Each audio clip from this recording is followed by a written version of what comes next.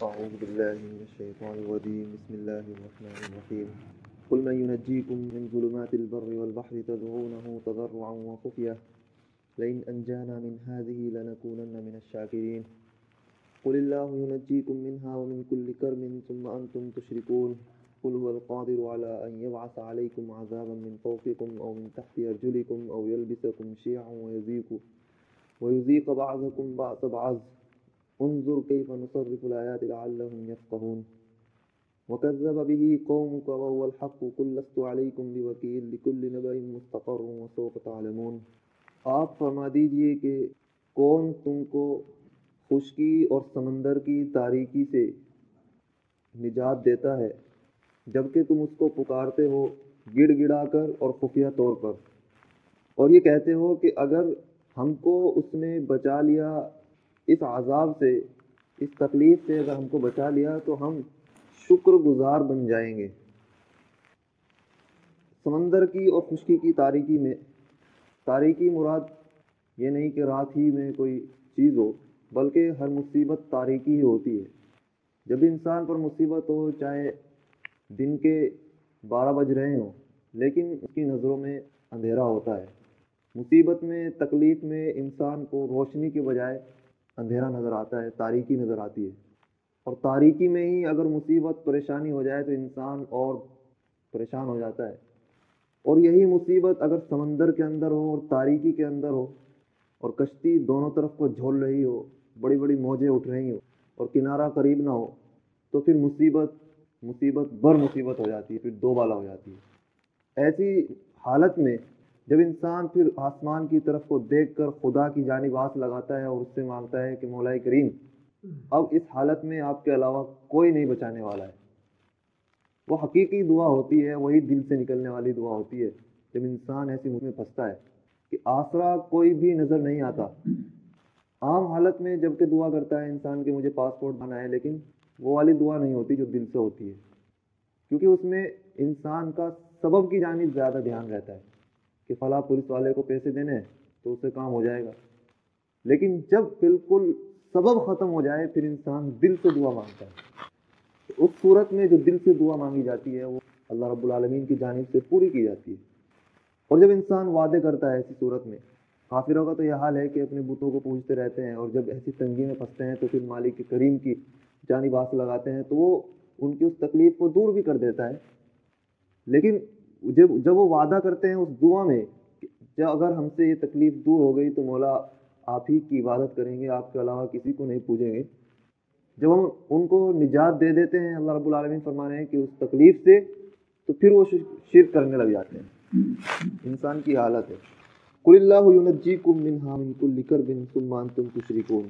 آپ فرما دیجیے کہ اللہ ہی تم کو نجات دیتا ہے اس مصیبت سے اور ہر تکلیف سے، پھر بھی تم اس کے ساتھ شرک کرتے ہو، یا پھر بھی تم اس کے ساتھ شرک کرنے لگ جاتے ہو.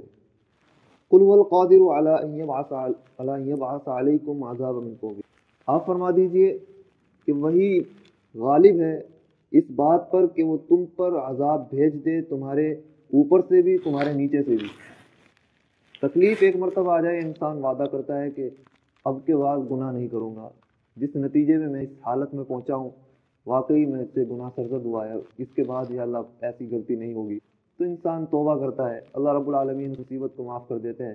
لیکن پھر وہ اسی گناہ میں ملوث ہو جاتا ہے، تو پھر اللہ رب العالمین فرما رہے ہیں کہ وہ صرف یہ تھوڑا ہی ہے کہ ایک ہی بار تکلیف دینے پر قادر ہے، وہ اپنے بندے پر غالب ہے کہ وہ اس کے پاس عذاب بھیج دے، اس کے آسمان کے اوپر سے بھی اور اس کے پیروں کے نیچے سے بھی اور خود اس کے اندر سے بھی، وہ اس پر بھی قادر ہے. اگر پھر دوبارہ وعدہ خلافی کرو گے تو اللہ رب العالمین کی جانب سے خطرہ ہے کہ پھر دوبارہ پکڑے جاؤ گے. تو وعدہ خلافی کرنا یہ تو انسان ہی کے لیے ایک مصیبت ہے، اللہ کا تو اس میں کوئی نقصان نہیں ہے اور اللہ کو معلوم بھی ہے. تو اللہ رب العالمین اس پر قدرت رکھتے ہیں کہ اگر اوپر سے آسمان کے اوپر سے بھی جو ہے عذاب نازل کر دے اور پیروں کے نیچے سے بھی، کیسا زبردست طریقے سے ہلن آتے ہیں. گزشتہ کی تاریخیں اٹھا کر دیکھیں کہ کئی لاکھ ایک اس میں تباہ ہوئے ہیں، اور موجودہ میں 22-25 ہزار پہنچ گئی تعداد. صرف چند سیکنڈ کے جھٹکے ہوتے ہیں 28 ہزار کی تعداد ہو گئی ترکی اور شام کی. اور زخمیوں کی حالت تو کل ہی دیکھی تھی، شاید 55,000 تھی اور 80,000 چند سیکنڈ کے جھٹکوں کی حالت ہے، اور 45 سیکنڈ کا جھٹکا تھا اور 7 پوائنٹ کچھ تھا، 7.9۔ تو اللہ رب العالمین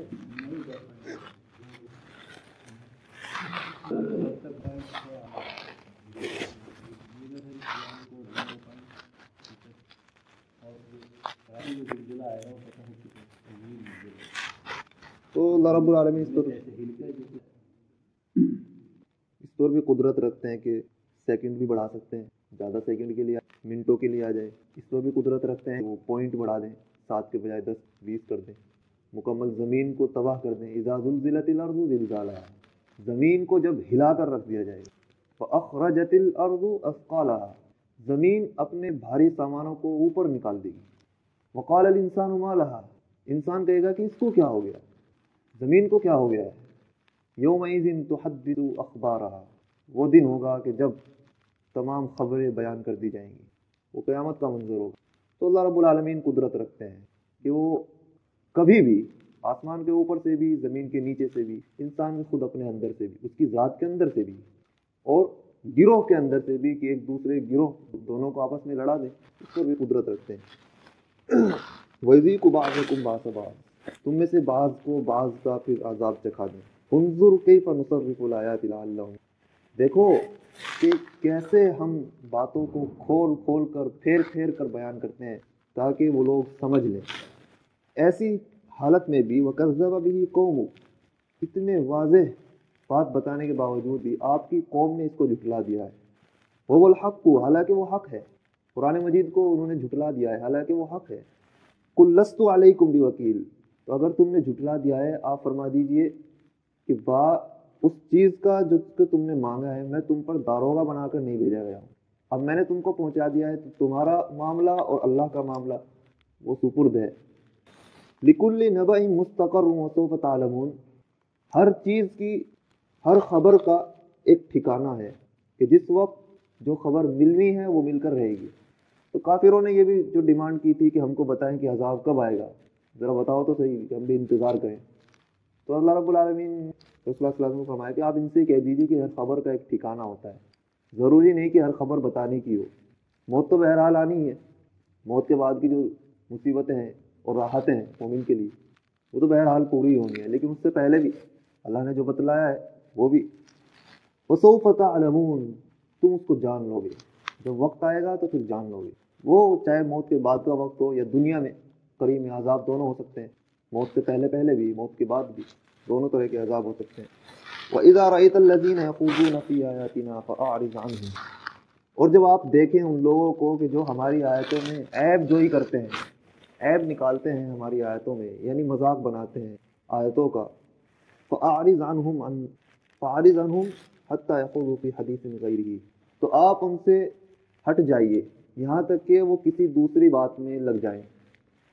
کسی بھی مجلس میں جہاں گناہ کا کام کیا جا رہا ہو، جہاں شرک کیا جا رہا ہو، اور جہاں دین کا مذاق اڑایا جا رہا ہو، خاص طور سے وہاں کسی مومن کا بیٹھنا جائز نہیں ہے۔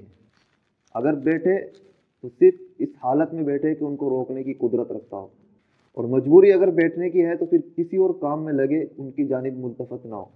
قید میں ہے، جیل کے اندر ہے اور بیٹھنا ہی ہے، جہاز کے اندر ہے، باہر نہیں جا سکتے، آدھے جہاز میں مذاق بنائی جا رہی ہے، پیچھے بیٹھا رہے، لیکن مجبوری ہے تو پھر ایسی حالت میں دوسرے کسی کام میں لگ جائے، ان میں شریک نہ ہو۔ تو مومن کے لیے کوئی اس کی اجازت نہیں ہے کہ کسی گناہ کے کام میں وہ ملوث رہے، اور ملوث ہی نہیں بلکہ جو لوگ ملوث ہیں ان کے ساتھ بھی لگا رہے۔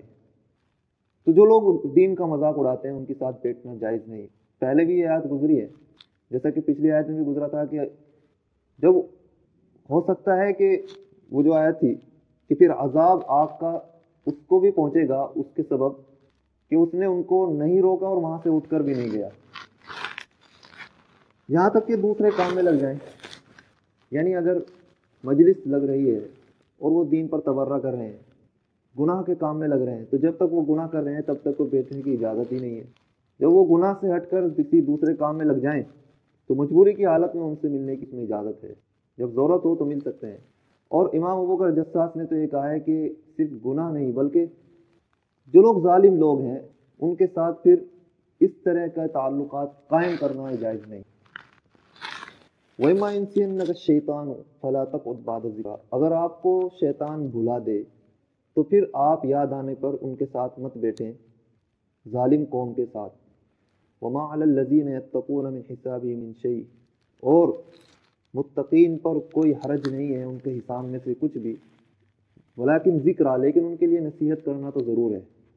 مطلب یہ ہے کہ اگر مجبوری کی حالت میں ان سے ملنا ہی ہے تو پھر نصیحت ان کی زبان پر ہو تاکہ وہ لوگ اس چیز سے بچیں، اور وہ نہ بچ سکیں تو ہم تو بچیں ہی. ولیکن ذکر، اس کی نصیحت سے ہمیں بھی فائدہ ہو اور ان کو بھی فائدہ ہو. لعلہم یتقون، تاکہ وہ لوگ پھر اللہ سے ڈریں. وَذَرِ الَّذِينَ اتَّخَذُوا دِينَهُمْ لَعِبًا وَلَهْوًا، اور ہٹ جائیں ان لوگوں سے جنہوں نے اپنے دین کو کھلونا بنا لیا ہے، ان کو دنیاوی زندگی نے دھوکے میں ڈالا ہے. وَذَكِّرْ بِهِ أَن تُبْصَلَ نَفْسٌ بِمَا كَسَبَتْ، اور ان کو یاد دلائیں، ان کو نصیحت کریں اس قرآن سے تاکہ کوئی بھی شخص نہ پھنس جائے اپنے کیے کے سبب اس حال میں کہ نہ اس کے لیے اللہ کے علاوہ کوئی ولی ہو اور نہ کوئی شفیع ہو. قرآن سے ان کو یہ نصیحت کریں کہ وہ اپنے اعمال کے سبب اس طور پر نہ پھنس جائیں کہ پھر قیامت میں نہ ان کے لیے کوئی ولی ہوگا اور نہ کہ ان کے لیے کوئی شفیع ہوگا. اور وہ ایسی حالت ہوگی کہ اگر وہ انسان ہر چیز بدلے میں دینا چاہے گا تو اس سے قبول نہیں کی جائے گی. یہ ایسے لوگ ہیں جنہوں نے اپنے کیے کے سبب جو اپنے کیے کے سبب پھنس چکے ہیں، گرفتار ہو گئے ہیں. ان کے لیے ہوگا کھولتا ہوا پانی، لہم شراب من حمیم، وہ ایسی حالت میں ہوں گے پھر ان کے لیے کھولتا ہوا پانی ہوگا. جیسا کہ دوسری آیت میں بھی ہے کہ وہ ان کی اتڑیوں کو ٹکڑے ٹکڑے کر دے گا. وعذاب علیم بما كانوا یکفرون، اور ان کے لیے دردناک عذاب ہوگا اس وجہ سے کہ انہوں نے انکار کیا ہے، کفر کیا. ساتھ ساتھ نصیحت بھی ہے اور وعید بھی ہے. اللہ رب العالمین ہم سب کو سمجھ کی توفیق عطا فرمائے. سبحان اللہ وبحمدہ، سبحان اللہ.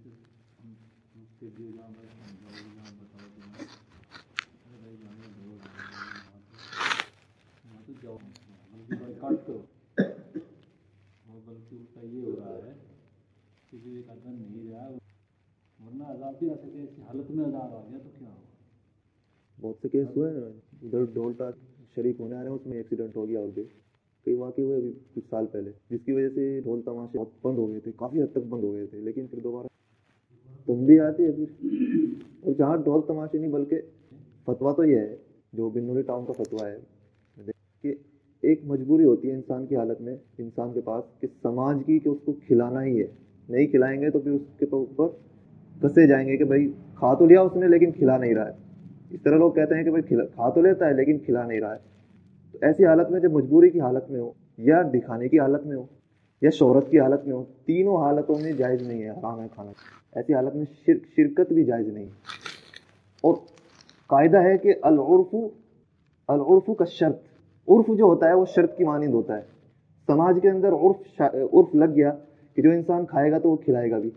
یہ ایک شرط ہو گئی انسان کے اوپر کہ جو کھائے گا تو وہ کھلائے گا، جبکہ اس نیت کے ساتھ نہ کھانا جائز ہے اور نہ کھلانا جائز ہے. اور ان کی اس ایسے پنڈالوں میں شریک ہونا بھی جائز نہیں ہے. حد تو یہاں تک ہو رہی ہے. جہاں ڈھول تماشے ہیں اس کی تو الگ ہی بات ہے کہ اس میں تو نہ جانے کیا کیا ہوتا ہے. لیکن جو یہ نیتیں ہوتی ہیں ساتھ میں کہ دکھاوے کی نیت ہے، مجبوری کی حالت کی نیت ہے، نہیں کھلائے گا تو اس کے اوپر تبرہ کسا جائے گا، کہا جائے گا کہ بھائی فلاں تو چلا گیا تھا لیکن اب کھلاتے ہوئے رو پڑ رہا ہے، تو اس حالت میں بھی جائز نہیں ہے.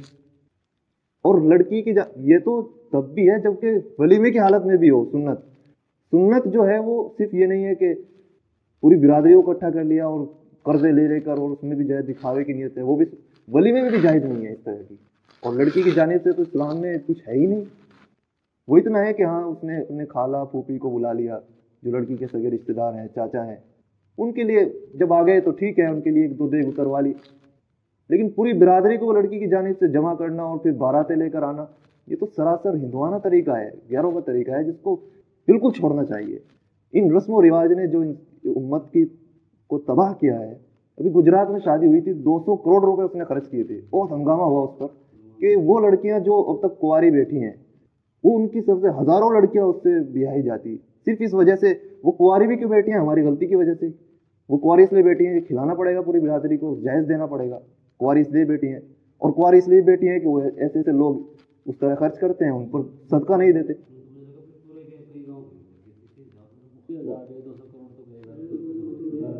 مولانا کریم صدیقی صاحب کے پاس خط آیا تھا, ایک مولانا وسیع سے بھی بیان کر کے تھے, ایک مرتبہ کی گھڑی آئے تھے کہ 2 لڑکیوں کا خط آیا ان کے پاس کہ ہمارے پاس رشتے آتے ہیں اور مانگتے ہیں کہ ہم کو فلاں چیز چاہیے, والدین غریب ہیں, ان کو کچھ نہیں ہے دینے کے لیے, تو وہ مانگتے ہیں تو ہم منع کر دیتے ہیں والدین کہ بھائی ہمارے پاس تو کچھ نہیں ہے, تو پھر وہ چلے جاتے ہیں. اس طرح کئی رشتے آ گئے. تو انہوں نے اپنے خط میں یہ لکھا کہ کل بھی ایک رشتہ آیا تھا اور اس نے بھی جہیز کی ڈیمانڈ کی تھی, والدین نے منع کر دیا, اور ہم دیکھتے ہیں والدین کو کہ ان کی راتوں کی نیند اڑ گئی ہے اور ہماری عمریں بھی کافی ہیں, تو کیا ایسی حالت میں خودکشی کرنا جائز ہے؟ یہ ان کی جانب سے خراب, لڑکیوں کی جانب سے. یہ امت کے حالات ہو رہے ہیں, بہت خطرناک حالات ہیں. لڑکیاں جو جا رہی ہیں کالجوں میں دوسرے کے ساتھ میں بھاگ کر جا رہی ہیں, غیر مسلموں کے ساتھ جا رہی ہیں, وہ کس لیے جا رہی ہیں؟ عمر زیادہ ہوتی جا رہی ہیں, رشتے ملنے ممکن نہیں ہے, جہاں رشتے آ رہے ہیں وہاں ڈیمانڈ کی جا رہی ہے. تو یہ شرط کی مانند ہو گیا ہے, عرف ہو گیا ہے ہمارے یہاں کا. یہ اس کو جس قدر اس کے ساتھ اس کو روکا جائے, جس قدر اس کے خلاف کیا جائے, جس قدر اس کا بائیکاٹ کیا جائے, اتنا کم ہے.